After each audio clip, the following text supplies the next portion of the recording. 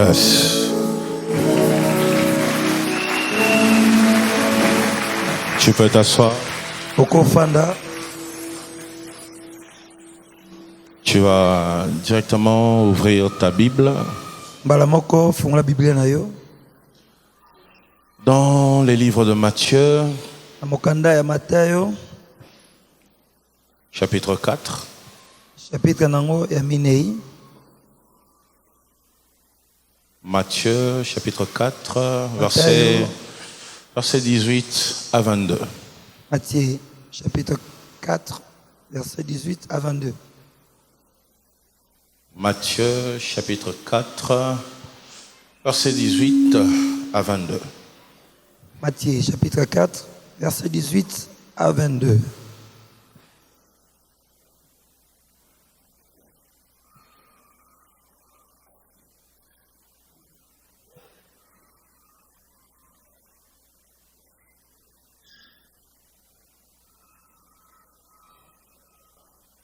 Je vais te donner le programme de la fin de ce mois. Vous qui êtes sous le soleil, là-bas dehors, je prie à mon Dieu de vous bénir. Il fait tellement chaud aujourd'hui et vous supportez cette chaleur sous le soleil pour Dieu, pour adorer le Seigneur. Que le Seigneur se souvienne de vous. À tout moment, lorsque vous serez face à des défis, que le Dieu de Bethel, pour qui vous brûlez sous le soleil, que ce Dieu-là se souvienne de vous. Que cette semaine soit particulièrement une semaine de gloire pour vous qui êtes dehors. Voilà. Alors à la fin de ce mois d'octobre, nous aurons un programme spécial. Ça veut dire à partir du lundi 19. Lundi le 19. Lundi le 19. Mardi le 20. Mardi le 20. Jeudi le 22. Jeudi le 22. Et vendredi le 23. Et vendredi le 23. Il y aura des affermissements pour ceux qui veulent être baptisés. Ou encore pour ceux qui n'ont jamais été baptisés dans leur vie. Le 19, c'est un lundi. Ça sera chaque jour de 17h30 à 19h. Lundi le 19 octobre, 17h à 19h. Mardi le 20, 17h à 19h. Jeudi le 22, 17h à 19h. Et vendredi 23, 17h à 19h. Et nous irons dans le zoo. Le samedi 24. Samedi le 24. À 5h du matin. À 5h du matin. Donc nous gardons le même programme que l'autre fois. Donc le samedi 24, nous irons dans le zoo pour le baptême. Ceux qui ont droit au baptême, c'est ceux qui ont décidé de commencer à marcher avec Dieu. C'est pas ceux qui sont matures spirituellement, non. Non. Pas du tout. Et c'est pas non plus les bébés spirituels. Dès que tu te décides, tu dis je donne ma vie à Jésus, je vais le suivre toute ma vie, tu as droit au baptême. Dans la Bible, il y a des hommes qui ont reçu la bonne nouvelle aujourd'hui et qui ont été baptisés le même jour. On l'a prêché aujourd'hui par les disciples et à la fin de la prédication, il dit les eaux sont là, je vais être baptisé. Donc il y a des gens qui ont été baptisés le même jour, ils ont reçu la bonne nouvelle. Ça veut dire que le baptême n'est pas réservé seulement aux hommes mûrs et aux femmes mûres. Dès que tu te décides, tu dis je vais marcher avec le Seigneur, tu as droit au baptême. Alors nous voulons des personnes qui réfléchissent, des personnes qui sont conscientes. Comme l'apôtre Paul dit, cet acte-là, on les fait pour notre bonne conscience aussi. Alors, un bébé n'est pas encore conscient de ce qu'il fait. Voilà pourquoi nous ici à Bethel, nous ne baptisons pas le bébé. Je ne m'oppose pas aux catholiques. Depuis que je suis allé en Israël, je suis rentré. J'ai beaucoup de respect pour les catholiques. Parce que grâce à eux, il y a beaucoup de sites en Israël qui ont été conservés grâce à l'église catholique. Alors je me suis décidé de ne plus chrétien les Mompé, c'est fini. Depuis ce jour-là. Alors, nous le faisons, pas parce que nous nous opposons à l'église catholique, mais parce que nous croyons que le baptême est réservé à ceux qui peuvent réfléchir, ceux qui connaissent le bien et le mal.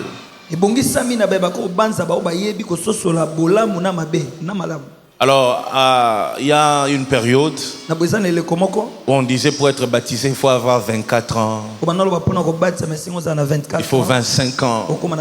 Il faut 20 ans. Mais aujourd'hui, on a des enfants de 15 ans qui réfléchissent comme un papa de 50 ans.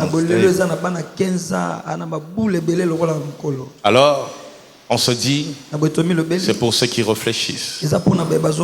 Mais nous souhaitons que tu sois majeur. Donc à 18 ans. Mais bon, il y en a aussi qui n'ont pas encore 18 ans, mais qui réfléchissent déjà bien. Je connais beaucoup de jeunes gens qui ont 16 ans, mais qui sont tellement intelligents.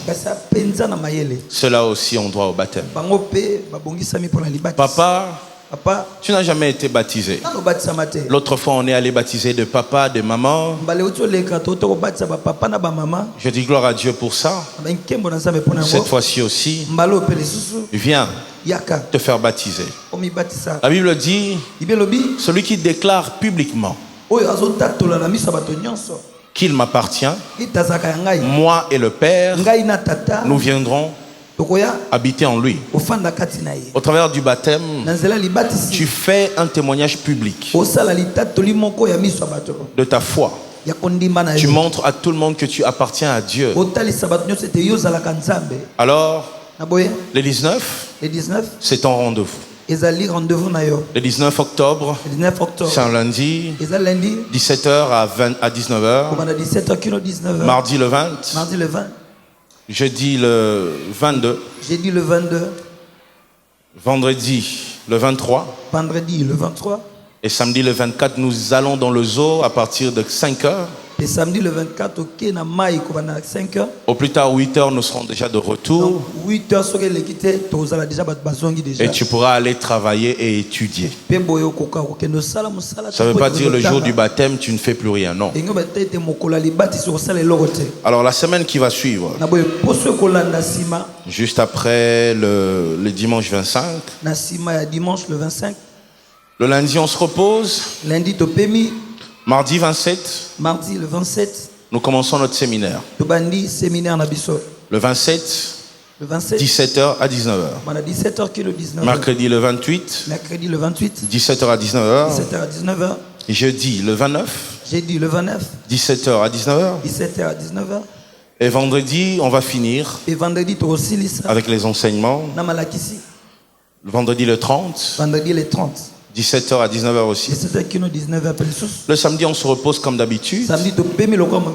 J'aime que le samedi, tu te reposes. Que tu prennes le temps d'aller fêter. De sortir avec les enfants. Profiter de ton week-end. Et puis, Le dimanche 1er. Dimanche le 1er. 1er novembre. 1er novembre.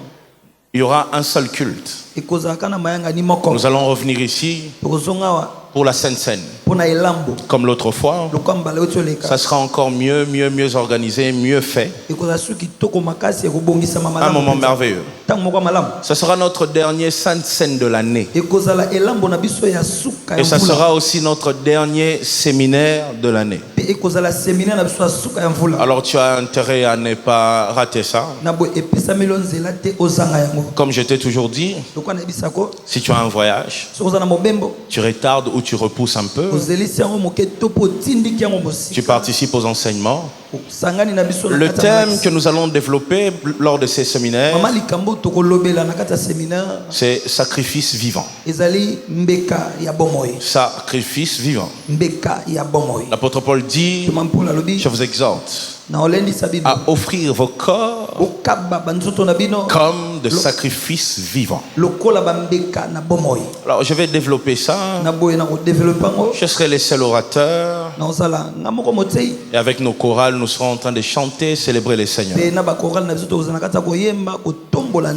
Nous passerons de moments formidables dans la présence de Dieu.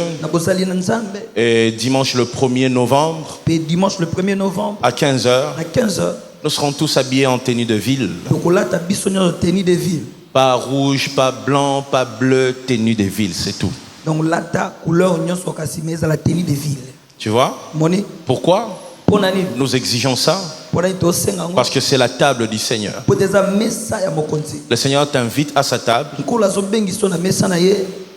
Lorsqu'on s'habille bien, lors d'un rendez-vous, c'est un signe de respect. Tu respectes la personne qui t'appelle. Tu as beaucoup de respect pour le lieu. Par respect pour cette table du Seigneur, j'aimerais que nous soyons tous en tenue de ville. C'est très très très important. Je vois parfois de frères, lorsqu'on dit venons en tenue de ville, il vient comme s'il était en train de courir, un chien était en train de le suivre, tout ça. Non, frère. Viens en tenue de ville. Apprends à respecter de moments comme ça. Ce sont des moments qui n'arrivent pas tous les jours. Tu vas me dire que tu n'as pas une veste. Même ta chemise là. Repasse ça. Mets ta cravate. Mets ta cravate. Il y a de cravates à 1000 francs. 500 francs aussi, n'est-ce pas? 500 francs les alites. Oui. Alors. Mais même ça. Même ça. Ce n'est pas un péché.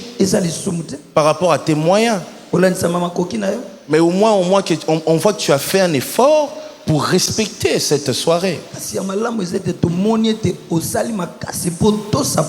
Quand tu viens à l'église, fais ça. Que ce soit une habitude pour toi. Même pas pour la Sainte Seine. Mais tout le jour, quand tu es à l'église, c'est très important. Donner une bonne image de notre Dieu. Montrer à tout le monde qu'avec Jésus, les choses marchent. Ne laisse pas beaucoup de cheveux comme moi. Il faut comprendre. Mais toi, coiffe-toi bien. Fais ça. Donc ce 1er novembre, nous avons notre culte de Sainte Seine. Un culte unique. Je bénis le Seigneur pour ceux qui sont venus à temps aujourd'hui. Quand je suis entré à l'église, j'ai vu que les chaises là devant étaient déjà remplies. Je bénis Dieu pour papa Kisombe qui habite loin. Et maman c'est Mimosa, c'est ça? Hein? Loin, très loin là-bas. Tout ça? Brikin. Ouais. Mais ils sont venus très tôt le matin. Je suis venu, je les ai vus déjà à l'église. Suivez cet exemple-là. Il y en a qui habitent ici, derrière ici. Derrière ici, dans les quartiers qui est derrière. Ah, on a ciment, na quartier ça na ciment. Mais il vient à 8 heures. Ça se à 8 heures. Pendant que des gens qui quittent Brikin. Na tango ba bazota Brikin. Et c'est un papa qui travaille beaucoup. Et ça papa mo wasala mingi. Des fois je le vois en ville en train de marcher là. Mais chaque dimanche, il est là avec sa femme. Bien habillé toujours. Il respecte beaucoup l'église. Et il vient de Brikin. Il vient à temps. Mais il y a des gens, quand on leur dit viens à temps, ils se fâchent. Pendant que ceux qui viennent de Brikin viennent à temps. Ils font des efforts. J'insisterai toujours sur ça. Jusqu'à ce qu'on va se battre, j'insisterai. Je vais insister. Le temps. J'arrêterai pas. Même si tu te fâches, je vais insister sur ça. Il faut qu'on démarre le culte ensemble. Il n'existe pas une période dans le culte qui n'ouvre pas les ciels. Ça n'existe pas. Même les offrandes. C'est un moment où on n'est pas négligé. Viens à temps à l'église. Fais des efforts. Fournis beaucoup d'efforts. Voilà vous aussi qui vous mariez là. Il ne faut pas, tu appelles les gens et tu viens entrer dans la salle de fête à minuit. C'est pourquoi moi je ne vais pas à certains mariages. Moi j'ai un culte dimanche. Tu m'appelles pour entrer à minuit. Pour que je vienne prêcher à quelle heure? C'est du potas. Du potas bêtise. Non. Il y a des frères ici, il y a un mariage ici, il arrive à l'église à 19h. Il arrive à 19h. D'abord, tu n'as pas de respect pour l'église. Vous comprenez? On va faire une petite salle là-bas derrière. C'est fini, pas ici. Quand tu appelles les gens, tu dois savoir que dimanche, nous on est chrétiens, nous prions. Viens à temps. Pendant tout ce temps, tu es en train de faire quoi? Hein? Tu fais quoi? Tu t'habilles. Ta femme met les maquillages. Non. Non, non. Il faut être fidèle dans de petites choses. Viens à temps. Vous finissez votre fête à minuit. Les gens ont le temps de rentrer, se préparer pour le culte. Vous allez garder les gens jusqu'à 3h du matin. Non. Si toi tu vas aller en lune de miel, nous on va aller à l'église demain. Il faut comprendre ça. Ah, et pas phrase. Alors, Matthieu, chapitre 4. Verset 18 à 22. Yes. Le thème d'aujourd'hui, c'est les pécheurs d'hommes au pluriel.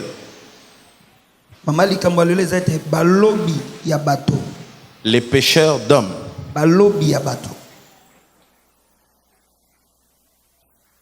Les pécheurs d'hommes. Qu'est-ce que la Bible dit? Comme il marchait le long de la mer de Galilée,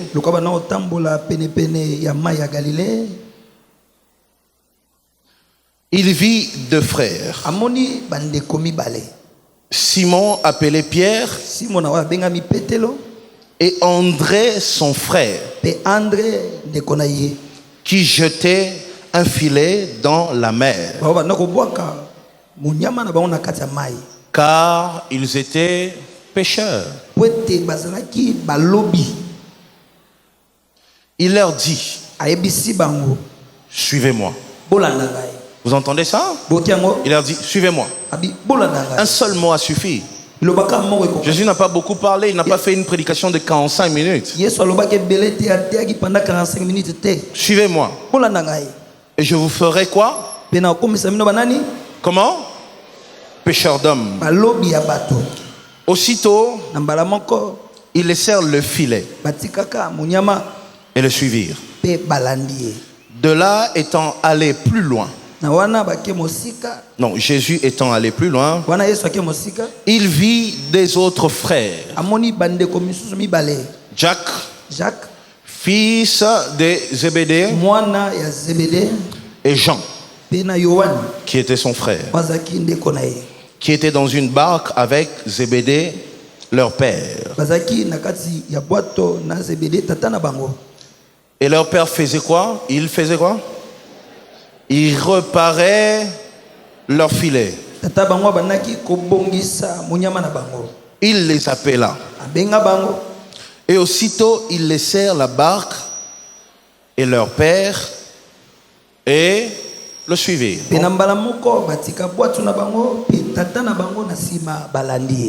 Vous savez, lorsque nous venons à l'église, lorsque nous nous donnons à Dieu, nous nous donnons à Dieu pour que les autres soient sauvés par nous.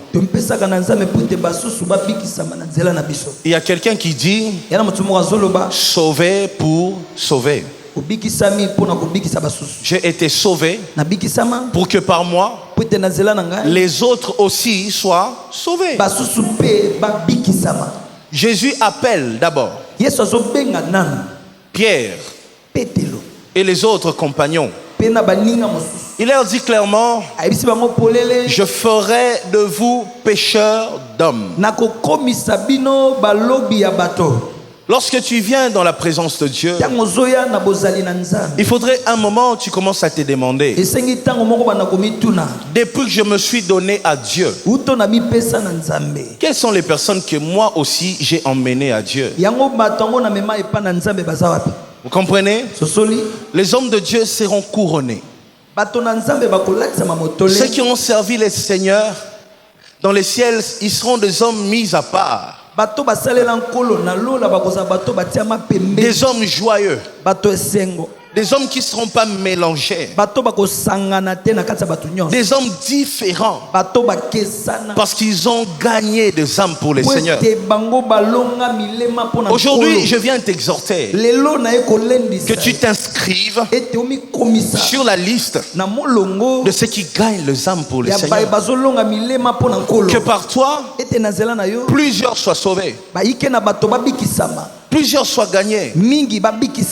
J'étais heureux lorsque hier j'étais avec les jeunes. Un garçon, je lui ai dit, depuis combien de temps tu es dans cette église? Il a dit, depuis 6 mois. Je lui ai dit, comment tu es venu ici? Souvent, quand je pose cette question, on me dit, pasteur, je te suivais à la télé, j'ai été tellement touché, j'étais venu. Je m'attendais à cette réponse-là, je suis habitué à ça. Mais lui, il m'a dit non, c'est pas ça. Il m'a dit, c'est mon petit frère qui m'a emmené ici. Pas le grand frère, le petit frère. Il a pu avoir l'onction pour convaincre le grand frère. Vous comprenez ça? À tout moment, nous devons nous exercer. Être des évangélistes. Ce n'est pas seulement mon travail. C'est le travail de tout le monde. Fais tout pour que le Dieu qui te fait du bien puisse faire du bien aussi à ceux qui t'entourent. Ne garde pas le témoignage pour toi. Répands la nouvelle. Fais comme cette femme samaritaine. Après avoir été convaincu par les seigneurs, il entre dans les villages et il dit, venez voir. Vous comprenez? Venez voir. Parle à tout moment de Dieu. Parle à tout moment de ton église. Fais des choses qui te permettent même de gagner les âmes dans les silences. Juste par ta nature. Juste par ton comportement. L'apôtre Paul dit que les femmes qui ont les maris païens se comportent bien. Car qui sait si par leur comportement, ils seront gagnés aussi. Donc ça veut dire, être un évangéliste, ce n'est pas seulement le fait de prêcher, mais aussi toi-même, ta nature, ce que tu fais, crie plus que ce que tu dis. Ce que tu fais, crie plus que ce que tu dis. Vous comprenez ça? Ça crie, ça crie, ça crie. Voilà pourquoi, lorsque Caïn parlait, le sang de Abel criait. Ce que tu es, crie. Tu comprends? Lorsque tu parles, on entend. Mais ce que tu es parle mieux que ce que tu dis. Alors à tout moment, exerce-toi. Gagne des âmes. Nous avons un séminaire à la fin du mois. Va parler. Va convaincre. Tu ne dois pas être la seule personne dans ton entreprise à prier dans cette église. Tu ne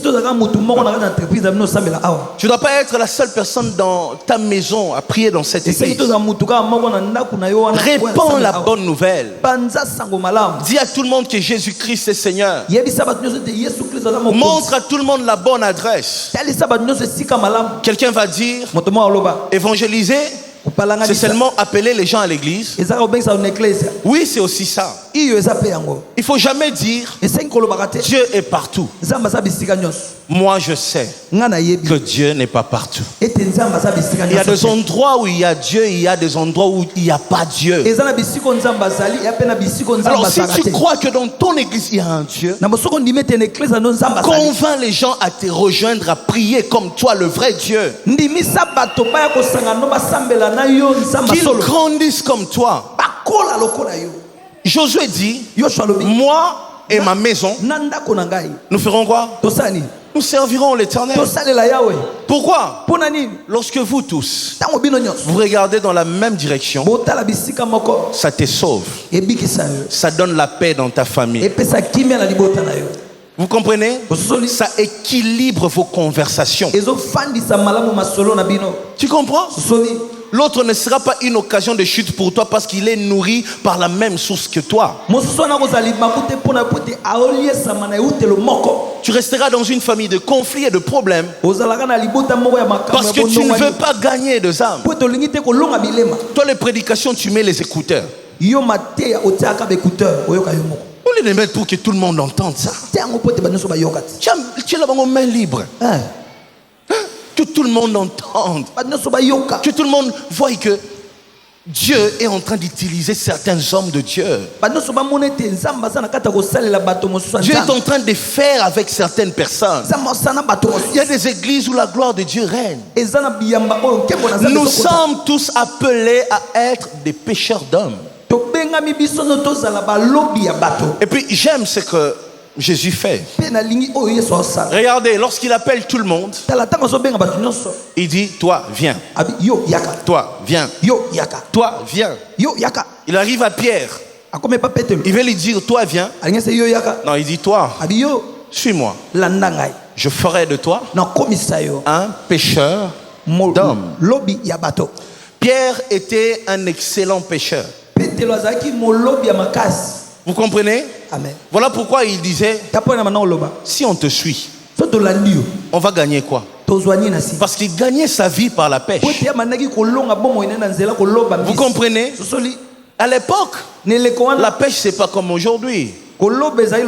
C'est pas comme au Congo où les pêcheurs sont pauvres. Il y a des nations qui vivent de la pêche. Et à l'époque c'était ça. Il n'y avait pas des usines comme ici.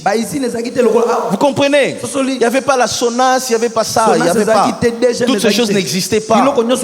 Les gens vivaient de ça. Et Pierre était un producteur. Il lui dit, toi viens, suis-moi, je ferai de toi pécheur d'hommes. Dans la Bible, il y a des parties où on démontre les qualités du pécheur qui était dans Pierre. Une fois, C'est lors de la pêche miraculeuse où Jésus arrive, il regarde Pierre, il lui dit, va encore dans le zoo. Et Pierre lui dit, maître, j'ai pêché comment? Toute la nuit. Ça, c'est la première chose. La deuxième chose, c'est lorsque Jésus est ressuscité dans la mer de Galilée. Il arrive. Il était ressuscité, rempli d'onction, que même son visage avait changé, même ses disciples ne le reconnaissaient pas. Il arrive, il trouve Pierre nu. Il était en train de prêcher nu. Il pêche nu. Pourquoi? Ces deux choses-là. On va étudier ça. Lorsque Jésus dit à Pierre, je ferai de toi un pêcheur d'hommes. Regardez maintenant. C'est une manière de dire, les efforts que tu fournis pour gagner ta vie, fournis les mêmes efforts pour gagner les âmes pour moi. La manière dont tu te concentres, ça veut dire le boulot ne change pas, mais c'est le lieu qui change. Vous voyez, tu ne vas plus exploiter le zoo, tu vas exploiter le monde. Vous comprenez? Tu ne vas plus utiliser le filet, tu vas utiliser la parole. Vous comprenez ça? Tu ne vas plus utiliser ton expérience, mais tu vas utiliser ma puissance. Vous comprenez? Ça veut dire les mêmes efforts que tu faisais lorsque tu t'es battu pour toi-même, les mêmes efforts que tu fais pour gagner ta vie, lorsque tu trembles sous le soleil dans le froid, le Seigneur veut te voir faire la même chose pour son église. Il veut te voir faire la même chose pour sauver des âmes. Il veut te voir faire la même chose pour sauver le Congo. Le Congo a besoin d'être converti. Si les gens se donnent à Dieu, c'est fini. Les choses vont marcher. La crainte de Dieu, c'est le début de la sagesse. Comprenez? Nous avons une génération à sauver. Nous avons un pays à sauver. Nous avons des familles à sauver. Nous avons des hommes à sauver. Les mêmes efforts que tu déploies pour gagner ta vie, pour faire manger ta famille, le Seigneur veut te voir faire les mêmes choses pour lui. Pierre, tu es capable de rester toute la nuit dans le zoo. Je veux te voir aussi rester toute la nuit à mes pieds, en train de chercher ma face, en train de m'implorer, en train de rechercher ma puissance. Ce que tu cherchais la nuit dans le zoo, cherche maintenant toute la nuit dans ma présence. Un pêcheur d'hommes doit être un homme qui sait chercher Dieu la nuit. Ça, c'est la première chose que tu dois savoir. Lorsque tu es un pêcheur d'hommes, les hommes de Dieu qui ont reçu de grandes révélations, la plupart l'ont reçu la nuit et d'autres très tôt le matin. Est-ce que j'ai menti? Je peux vous faire toute une liste qui ne finira pas. Si tu ne sais pas prendre un petit temps la nuit pour chercher la face de Dieu, il y aura toujours des révélations que tu rates. Il y en a qui servent Dieu, mais qui ne savent pas s'arrêter un moment dans la nuit et parler à Dieu. Tes nuits doivent être tes moments de repos, mais aussi un petit temps de conversation entre toi et ton Dieu. Les Chinois t'ont facilité la tâche, ils t'ont mis des réveils même dans les téléphones. Pour que tu arrives à trouver un temps où tu parles à Dieu. Tu comprendras jamais ce qui se passe lorsque tu n'as jamais vécu ça. Même cette nuit, essaye. Essaye. Essaye seulement vers minuit. Chercher la face du Seigneur. Pourquoi les sorciers font tout la nuit? Parce qu'ils savent que la nuit, lorsqu'il y a échange, lorsque lundi passe pour donner la place à mardi, c'est en ce moment-là qu'il faut s'élever pour déterminer ce qui va se passer dans le jour. C'est ainsi David dit, je cherche ma harpe. J'ai envie de réveiller l'aurore. Une manière de dire, lorsque le soleil se lève, que le soleil me trouve en train d'adorer. Le soleil me trouve dans la présence de Dieu. Apprends à chercher le Seigneur, même la nuit. Trouve un temps la nuit. Je te dis, il y a des choses que moi, ton pasteur, je ne sais pas expliquer. Je suis devenu ce que je suis devenu. Pas ici sur la chair. Non, pas ici. Ici, je suis en train de démontrer ce que j'ai reçu les nuits.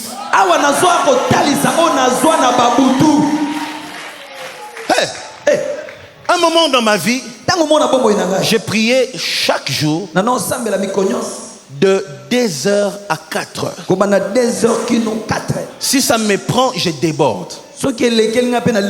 5 heures. En train de prier. Je cherche la face de Dieu. Vous comprenez? Aujourd'hui, ce n'est que le résultat de mes nuits. Les résultats de mes nuits que j'ai sacrifiés. Tu comprends? Un moment, tu te sacrifies la nuit. Et pendant cette période-là, tu auras peut-être l'impression que ça ne paye pas. Mais enchaîne. Continue. N'arrête pas. Avance. Et même un jour, lorsque tu arrêtes, après même 2 ans, ma prière au beau sana qui au salaki. Mais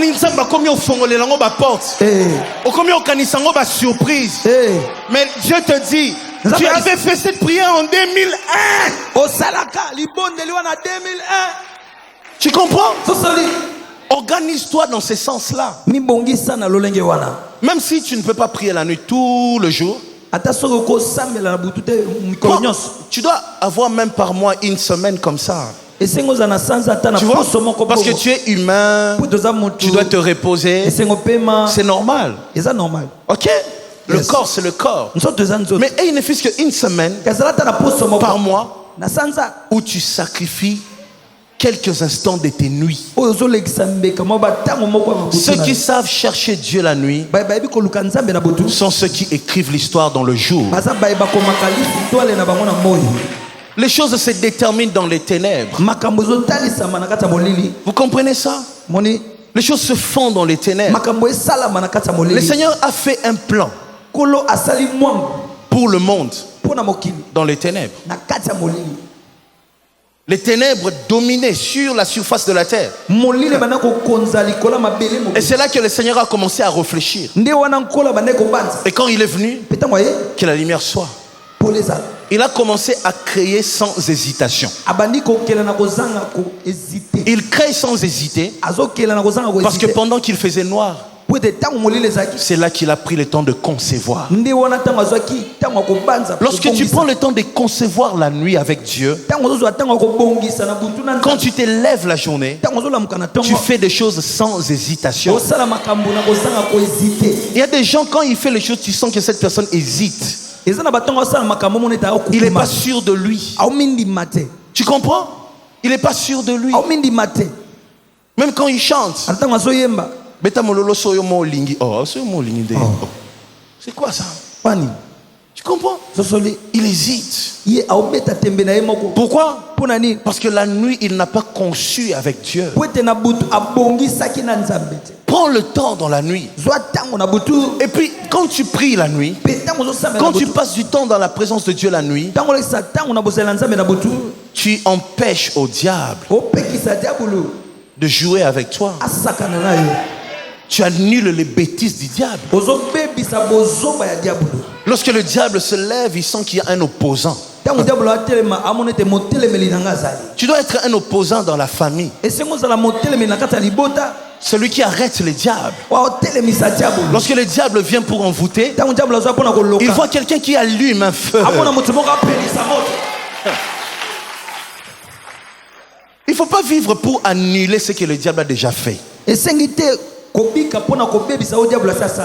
Oui, il y a des gens qui vivent pour annuler. Na annulé. Na annulé. Vino kaya ko annulé? Non. Arrête de dire na annulé, na empêché. Tant que je suis là, ça ne se fera pas. J'attends pas que le diable fasse pour que je me lève après. Tu comprends? Quand tu passes du temps dans la présence de Dieu la nuit, tu arrives à surprendre le diable. Sois un pêcheur d'hommes. Et tu veux gagner des âmes pour le Seigneur. C'est ça la première chose. Apprends à chercher sa face la nuit. Lorsque les autres dorment, c'est là que les héros se révèlent. Écris ça. Lorsque les autres dorment, c'est là que les héros se révèlent. Les héros se révèlent lorsque les autres dorment. Gédéon, qui a été appelé vaillant héros, a fait tomber les autels de Baal la nuit. Les autres se sont levés le matin. Ils se sont rendus compte que les autels de Baal n'existaient plus. Pendant cette saison, au nom de Jésus, que le diable ne te surprenne pas, mais c'est toi qui vas surprendre le diable. Tu comprends ça? Le diable sera surpris. Le jour aura la couleur que toi tu imposeras. Les choses se feront telles que tu veux. C'est la nuit qu'on reçoit l'autorité. Tu comprends? L'autorité dans la présence de Dieu la nuit. Je t'encourage. Fais un calendrier par rapport à ça. Et une période dans ta vie, dans ton couple, dans ta maison, où tu t'organises chaque nuit, tu te lèves un moment pour parler au Seigneur et écouter les Seigneurs.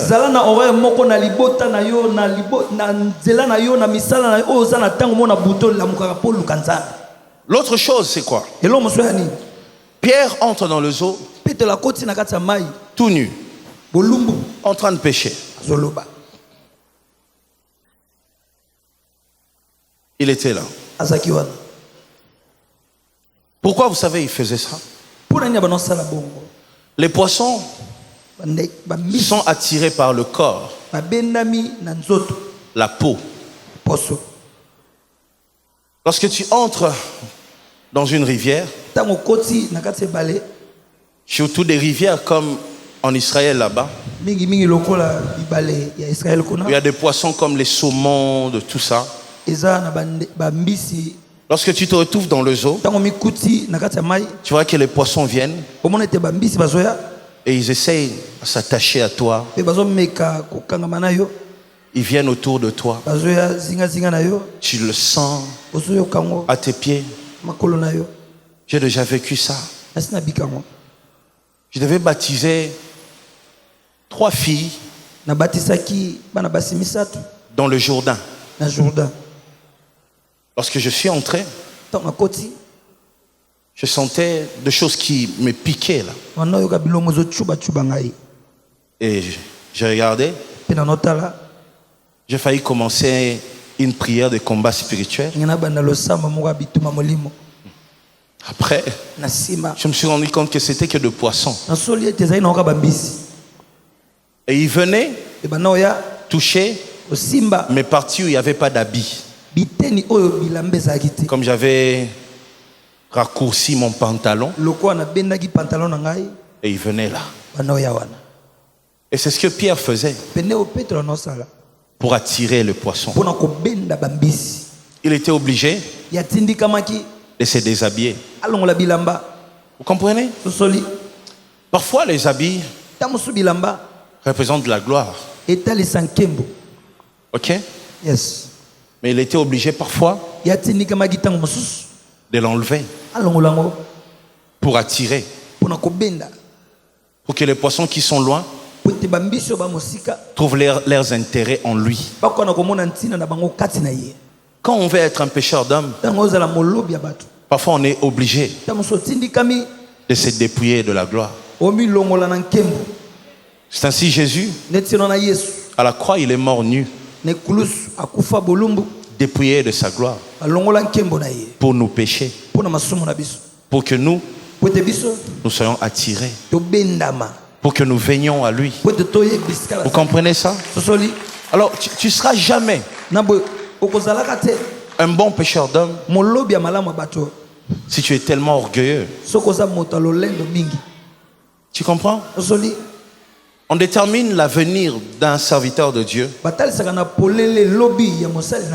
par sa capacité à se rabaisser.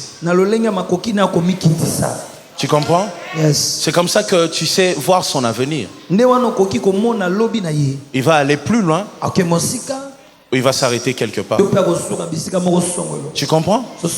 À tout moment dans ta vie, apprends à faire comme Pierre parfois.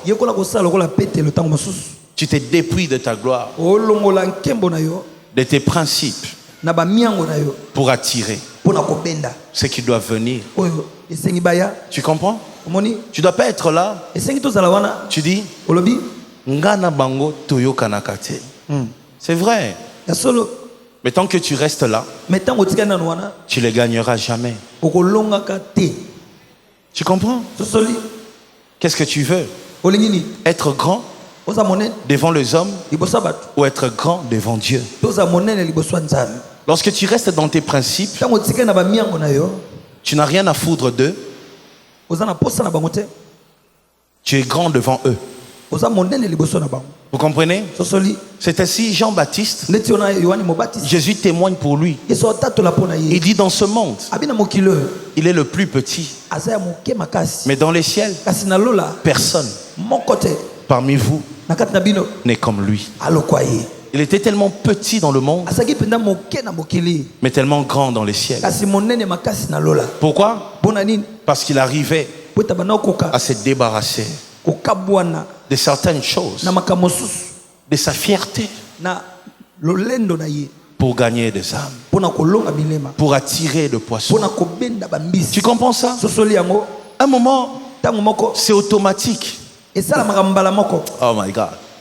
Tu entres dans le zoo, tu fais rien, les poissons eux-mêmes viennent. Je dis des choses que j'ai vécues. Tu vois, tu entres seulement dans le zoo, les poissons viennent pour ton corps. C'est ça. L'humilité te permettra de ne pas faire beaucoup d'efforts dans la vie. Moins d'efforts, mais tu arrives à influencer toute une génération. Tu veux être quelqu'un d'influent, quelqu'un qui sert Dieu et les choses marchent. J'ai vu des grands prédicateurs qui se sont retrouvés dans leurs églises avec leur propre famille.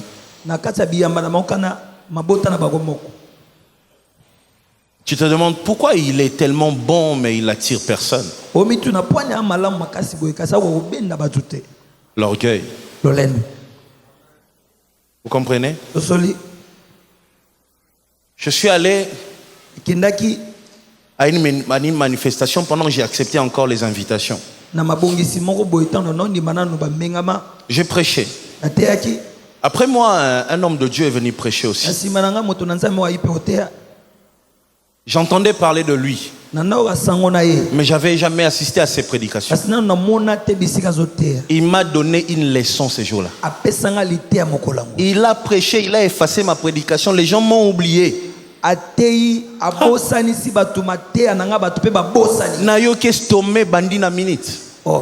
Il m'a effacé. Il a prêché ce type-là comme il dort dans les ciels.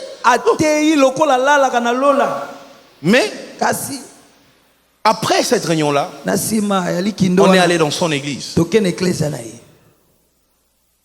Je regardais la hauteur de sa prédication et son église, ça ne correspondait pas. Dieu, comme il ne dort pas, après 2 semaines, j'étais devant la télé. Wow. Je le vois. Oh, je dis, je vais suivre ce type, il prêche bien. Il était en train de parler. Mikolo yo. Je vois des gens en train de prêcher ce thème-là. Ce thème-là. Je vois toutes les églises maintenant prêcher ça. C'est moi qui avait commencé ça. C'est moi.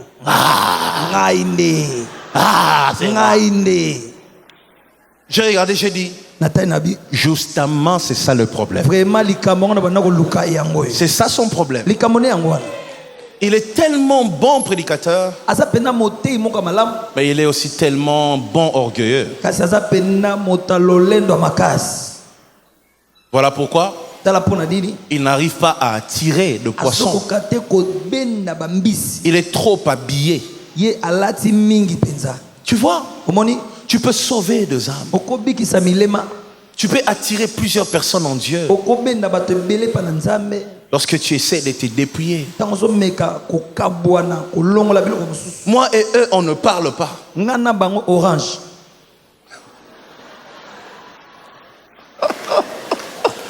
Toi, tu auras des problèmes avec papa Jean-Paul. Lui, il est vite ici, hein, tu vois. Il y a des oranges là-bas. Vous voyez? Qui sait? Si les gens avec qui tu parles pas, c'est Dieu qui veut que par toi, ces personnes-là soient sauvées. Tu deviens un blocage pour les choses de Dieu. À cause de ta fierté. C'est eux qui viendront me demander pardon. C'est pas un problème. Mais pendant ce temps, le jour où il meurt dans les péchés, tu vas dans les ciels et tu dis, j'étais souvent à l'église. J'étais même à côté du pasteur. Et le Seigneur te dit, je ne t'attendais pas à côté du pasteur. Je t'attendais à côté de Mansona.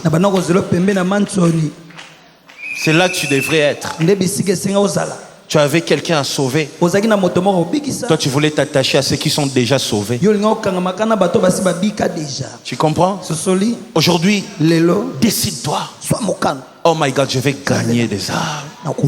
Je vais sauver ma famille. Je vais sauver mon pays. Je vais sauver ma génération. Je suis un évangéliste. Décide-toi comme ça. Vous comprenez? Et aussi une autre chose. Vous savez pourquoi Pierre est nu? Pour être souple dans le zoo. Regardez les... Comment on les appelle? Ceux qui font la natation. On les appelle comment? Vous qui parlez français mieux que moi. On les appelle comment? Non, ceux qui font la natation, le sport là. Les nageurs. Ok. Alors, regardez les nageurs. Je ne le savais pas. Mais même leur tenue compte. Vous savez, pour les nageurs, ça serait idéal pour eux qu'on autorise qu'ils commencent à nager nus. Pourquoi? Parce que les habits alourdissent quand on est dans le zoo. Voilà pourquoi vous remarquerez les nageurs. Il a une petite culotte moulant. Pourquoi? Pour être souple. Plus il n'est pas très habillé, plus il est souple dans le zoo. Vous comprenez? Et c'est comme ça. Lorsqu'on veut aller loin avec Dieu, cette humilité-là, lorsque tu te dépouilles, tu deviens souple. Tu comprends? Les choses que tu devrais faire pendant 10 ans, tu peux le faire en 2 ans. Tu vois? Parfois tu te poses des questions. Les choses sont lentes dans ma vie.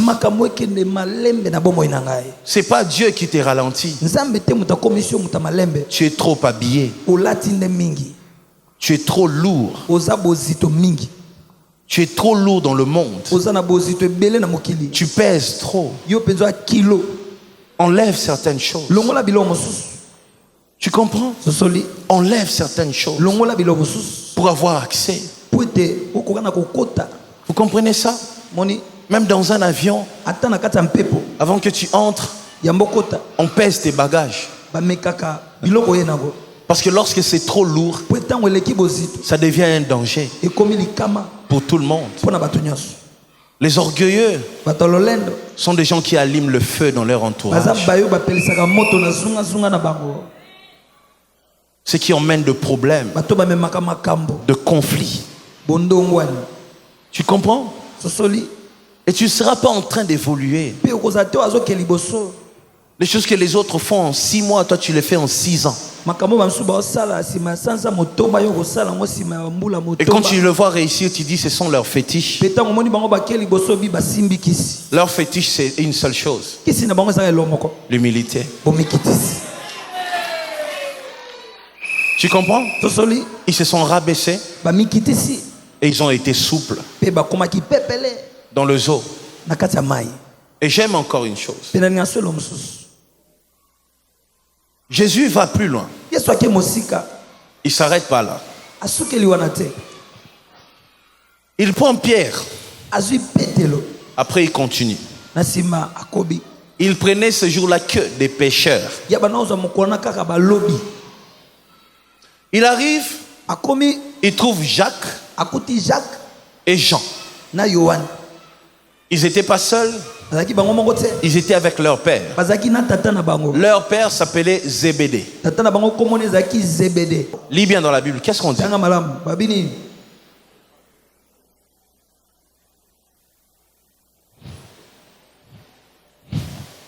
Au verset 21. De là, était allé plus loin, il vit 2 autres frères. Jacques, fils de Zébédée, et Jean, son frère, qui était dans une barque avec Zébédée leur père. Et qui faisait quoi? Il réparait le filet. Ça veut dire, ils ont utilisé les filets. Ils ont pêché. Pêché. Après un temps, leur père comprend une chose. La chose que tout le monde dans la vie, dans la marche avec Dieu, devrait comprendre.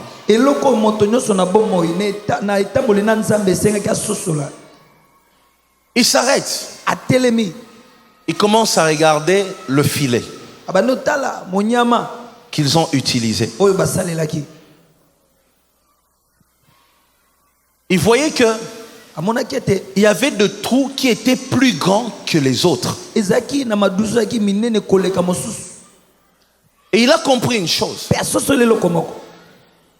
Tant qu'il y a des trous qui ne devraient pas exister dans ces filets, prochainement, si on utilise encore ce filet, je vais les jeter dans le zoo. On va attraper des poissons. Mais quand on va essayer de retirer le filet, les poissons sortiront. En d'autres termes, je ferai des efforts, je gagnerai, mais je ne conserverai pas. Car le problème, ce n'est pas d'arriver. Le problème, c'est de demeurer. Le problème, ce n'est pas d'être béni. Le problème, c'est de demeurer béni. Tant qu'il y a de trous dans le filet, ce que je gagnerai, je finirai par le perdre. Alors, je dois m'arrêter un moment. Réparer le filet. Dis avec moi, réparer le filet. Réparer le filet. C'est ce que beaucoup ne font pas. S'arrêter et commencer à réparer le filet. Et ce que j'aime, c'est quoi? Dans le filet, il y a déjà de trous, vous comprenez? Alors, Zébédée était capable de voir des trous qui ne devraient pas exister dans un filet où il y a déjà de trous. Vous comprenez ça? On est là de choses naturelles. Mais tu es capable de voir des défauts dans des choses naturelles. Cette capacité-là, il faut demander ça à Dieu. Parfois, lorsque l'homme commence à chuter, il s'en rend même pas compte. Parce que dans le filet, il y a déjà de trous. Vous comprenez? Un moment, arrête-toi pour voir les trous qui ne sont pas normaux. Les trous qui ne devraient pas exister. Et commencer à le réparer. Beaucoup ne prennent pas le temps de réparer leur filet. Ils ne prennent pas ce temps. Pendant cette saison, tu dois te préparer. L'église doit se préparer pour une pêche miraculeuse. Mais seulement, plusieurs personnes risquent. Ils risquent de gagner et perdre encore. Tu vois? Seigneur, dans ma vie, j'ai l'habitude de gagner, mais ça ne dure pas. Ça vient vite et ça disparaît vite.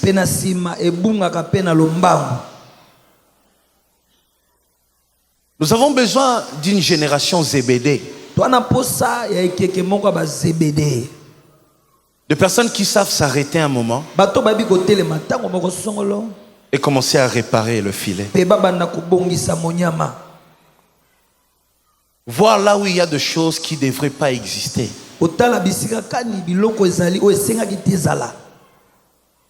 Des choses qui ne sont pas importantes pour ta marche avec Dieu.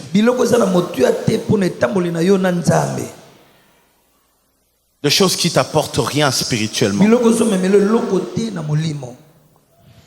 Commencez à réparer ça.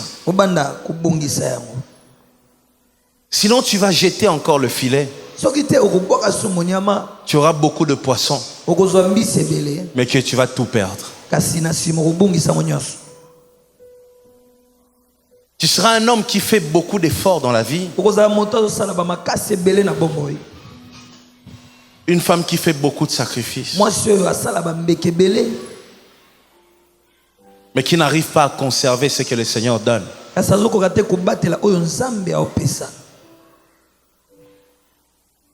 Ce matin, je veux que nous puissions faire comme Zébédée. Réparer le filet. Toute personne dans la vie est obligée de passer par cette période.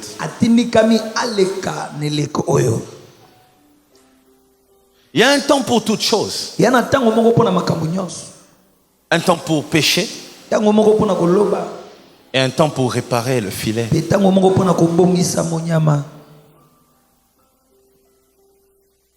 Tu te prépares pour une autre grande saison.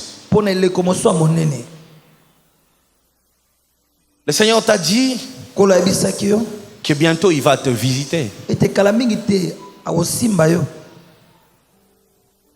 On vient de Siloé, où le Seigneur a fait tant de choses. Il reste seulement que nous puissions commencer à palper ces choses-là. Il y en a même qui ont déjà palpé. Mais pendant que tu attends une visitation qui arrive, répare le filet. Tu vois? Un pécheur qui est sans intelligence va dire, je perds mon temps. Les poissons sont en train de passer. Je dois jeter le filet. Tu jetteras le filet. Tu attraperas de poissons. Mais que tu ne seras pas conservé. Il y a trop de trous dans ton filet. Répare le filet. Nous traversons une période où nous devons réparer le filet. Chacun doit réparer avec Dieu. Réparer avec ce qui fait ta force. Réparer le filet. Que les trous disparaissent.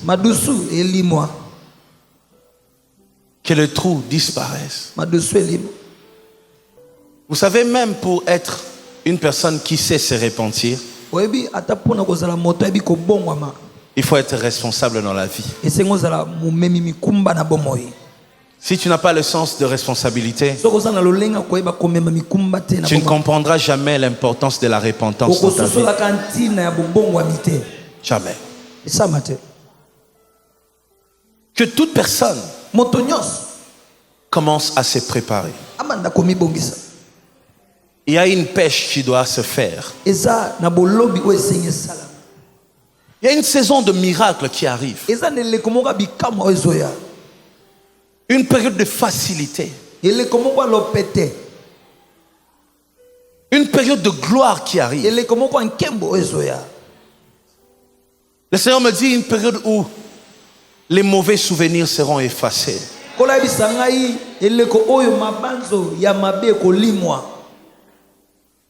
Une période où on va oublier les douleurs. Une période où on va écrire l'histoire autrement.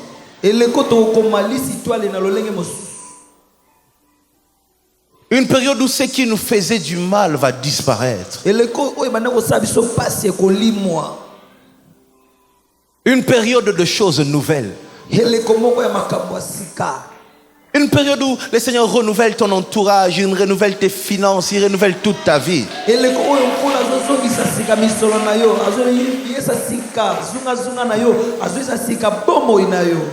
Je parle à quelqu'un aujourd'hui. Cette période arrive. Cette période est en train d'arriver. Une période où tu vas jeter le filet. Et tu vas avoir comme tu n'as jamais eu dans la vie.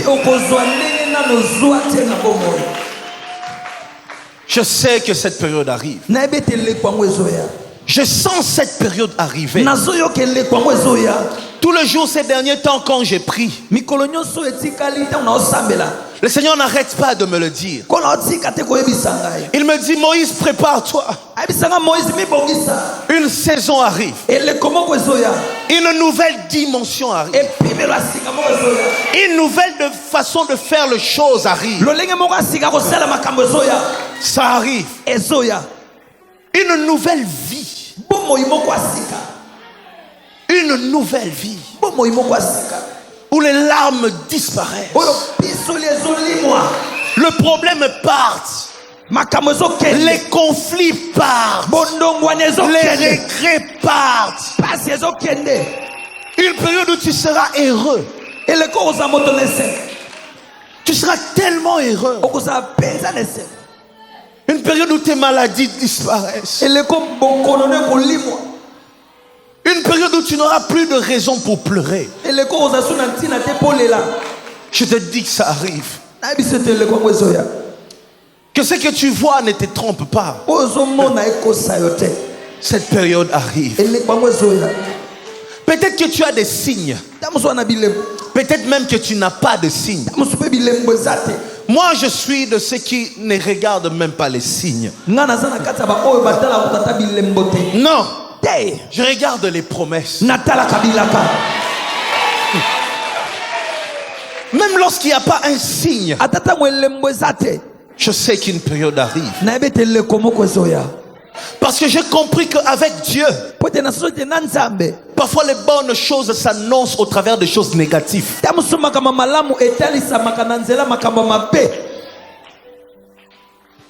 Des choses vivantes parfois s'annoncent par des choses mortes. Et une nouvelle dimension arrive. Une dimension où tu peux parler aux eaux. Une dimension où tu peux parler aux ossements desséchés.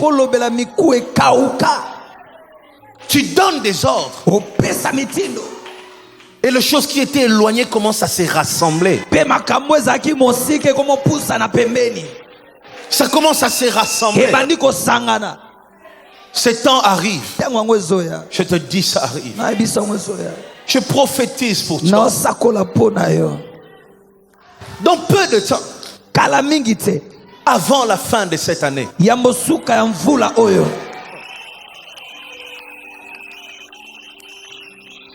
ça sera tellement glorieux. Tellement glorieux. Tellement glorieux. Il y en a qui ne sauront pas le maîtriser. Une période où, oh my God, une période où tu auras tellement de portes ouvertes et ça sera à toi de faire le choix.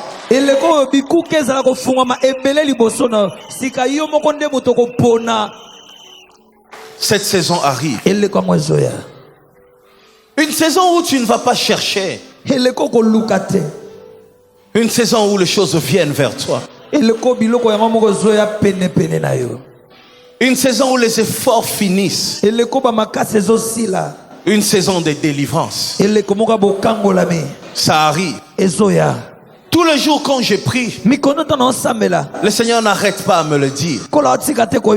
Moïse, cette saison arrive. Ça arrive. Ne désespère pas, ça arrive. Ne perds pas l'espoir, ça arrive. Bientôt, le Seigneur te fera signe. Comme il avait dit à Pierre, c'est maintenant. Jette encore le filet. Bientôt, le Seigneur te dira un mot. Tu recevras une prophétie, une parole de connaissance, une invitation, un appel. Pendant que tu l'attendais plus, c'est là que ça viendra. Est-ce que je peux parler à quelqu'un comme Pierre qui a cherché toute la nuit? Pendant que tu es abattu, pendant que tu te sens fatigué, c'est là. C'est pendant ce temps-là que lui te renvoie encore dans le zoo.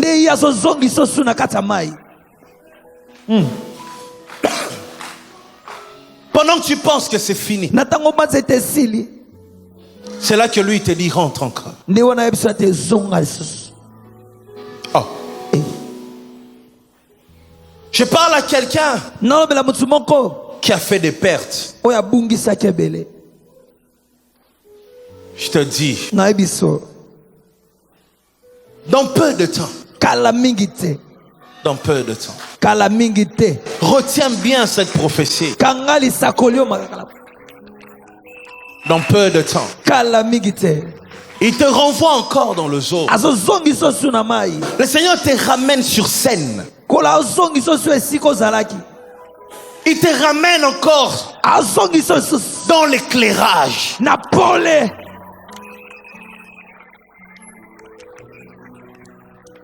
Le Seigneur me demande de dire à quelqu'un, il n'a pas fini avec toi.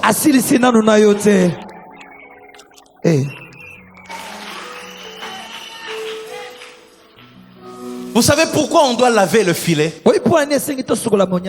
Parce que le Seigneur n'a pas encore fini avec nous. C'est lui qui sait que bientôt il va encore pécher. C'est celui-là qui doit réparer ce filet. Oh my God, oh my God, oh my God, oh my God. J'aime ce que la Bible dit.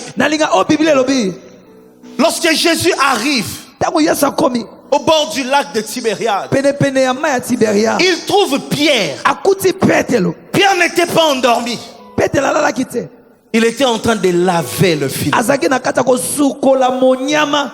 Comme quelqu'un qui sait que bientôt il va encore rentrer.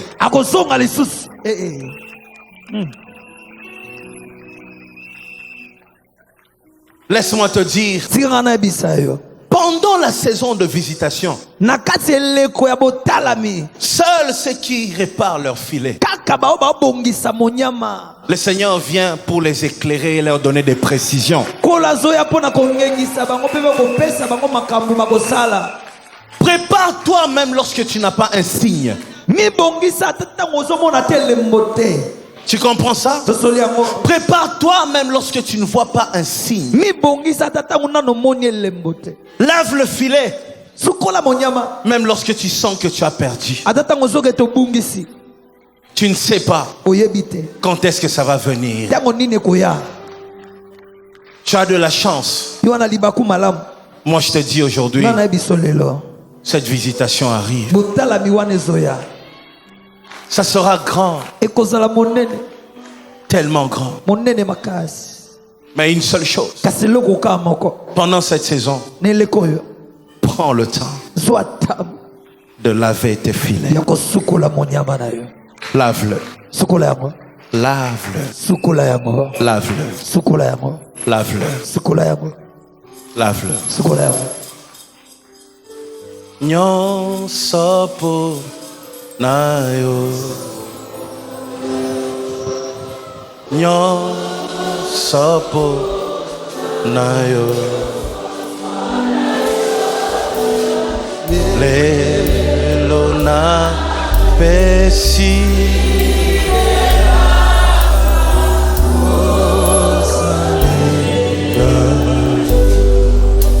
Nyonso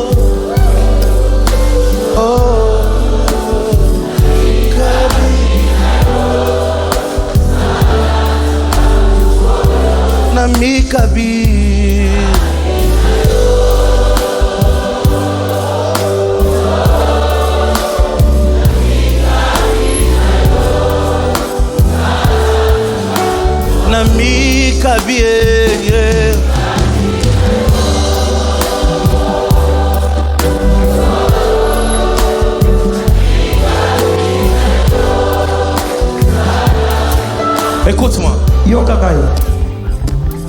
Plusieurs personnes doivent commencer à demander à Dieu une chose. Seigneur, apprends-moi à remarquer les fautes lorsqu'il n'y a pas encore des conséquences. Tu comprends? Comme Zébédée, qui prenait le temps d'examiner le filet jusqu'à ce qu'il voie les parties qui ne sont pas correctes. Beaucoup doivent prier comme ça. Il ne faut pas que le diable te surprenne. Seigneur, aide-moi à voir les erreurs lorsqu'il n'y a pas encore des conséquences. Il ne faut pas que tu comprennes le chose que lorsque tu perds tout dans la vie. Seigneur, que je sois capable de régler les problèmes lorsque ça n'a pas encore tout détruit dans ma vie. Il y en a qui ont des problèmes, des défauts, qui ne savent pas voir. Et ils perdent tout à cause de ça. Seigneur, fais de moi un homme capable de voir mes défauts lorsque ça n'a pas encore produit des conséquences. C'est comme ça que tu dois apprendre à parler à Dieu. Chante.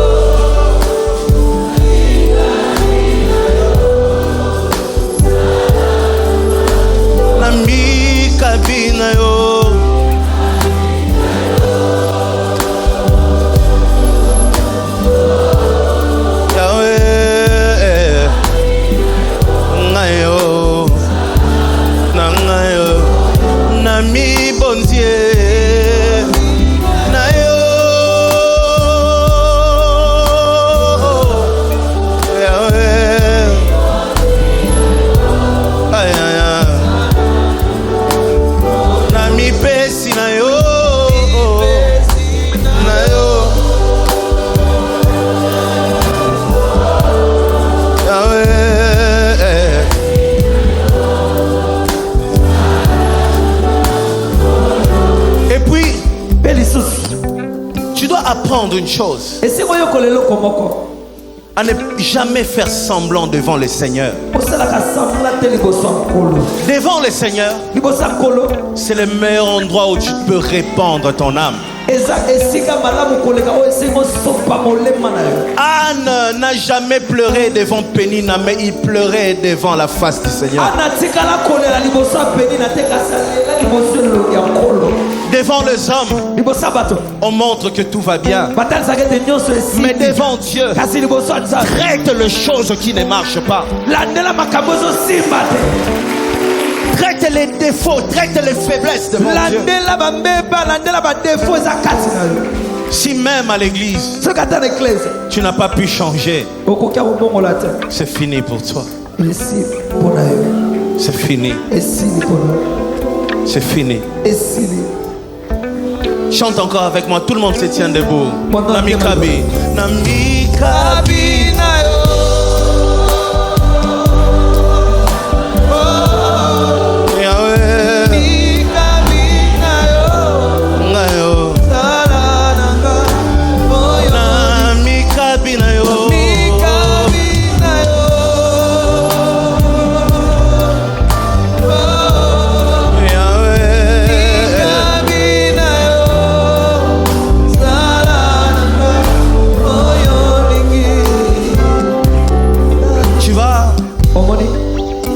Aujourd'hui, on est encore dans le temps, donc tu as tout le temps pour prier.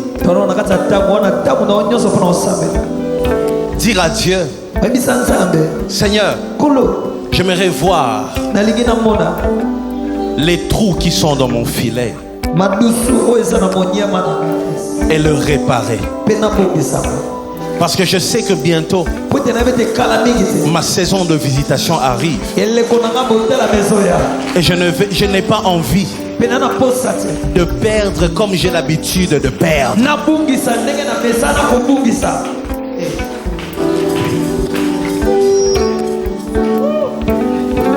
Je n'ai pas envie de perdre comme j'ai l'habitude de perdre. Aujourd'hui, ne fais pas semblant.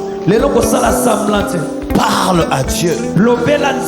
Dis-lui, Seigneur, je n'ai pas envie que lorsque toutes mes prières seront exaucées, que je puisse perdre comme j'ai l'habitude de perdre. Aujourd'hui, je viens réparer mes filets. Aujourd'hui, je suis Zébédée. Je répare le filet de ma famille, le filet de ma maison, le filet de ma vie. À haute voix, parle à Dieu. Parle à Dieu. Nami kabina yo.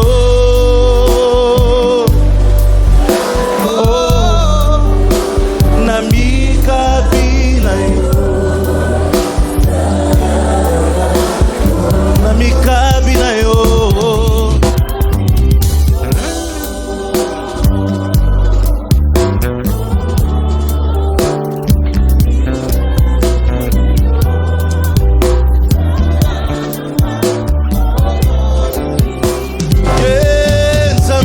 Makasi, makasi, makasi, makasi, yeah.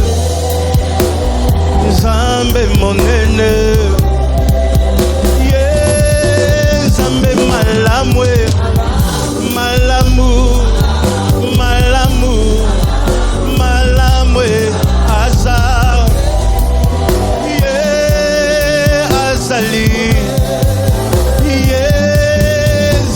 Namawa, Namawa, Namawa, Namawa, Asa, yeah, yeah, Asa, yeah, Asa Zambe bolingo, bolingo, bolingo, bolingo, Asa.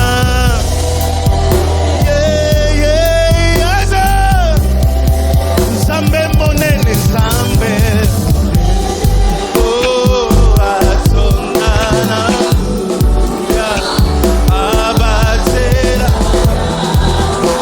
nami bebema, zambe monene, oh Yahweh.